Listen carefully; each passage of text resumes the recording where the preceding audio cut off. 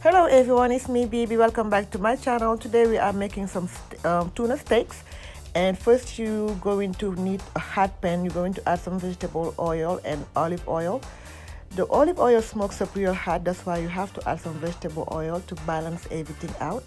Next you have some 3 beautiful tuna steaks, and you're gonna season both sides, of course. Like, you can add some salt, pepper, and lemon pepper always works well with any kind of fish. So I always use lemon pepper on mostly like seafoods too. Then you're going to drop the steaks inside the pan, but make sure the pan is very hot before you do so. It took about 7 minutes on one side. On the other side, soon after I flipped it, I put it straight into the oven because I don't want my steak raw in the middle. I cook it all the way through. But if you like it raw in the middle or pink, you can just, once you flip it the other side, you can just serve it like this. It's already good to go. So this is what it looks like when it comes out from the oven.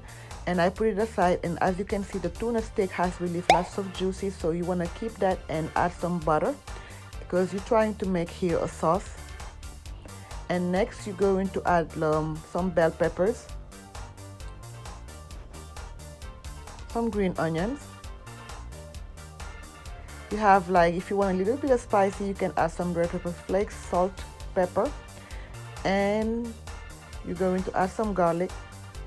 Last but not least, you're going to need some little bit of lime juice, and lime juice gonna work real well on the tuna steak. Once you add the lime juice, you can pour everything on top of the steak.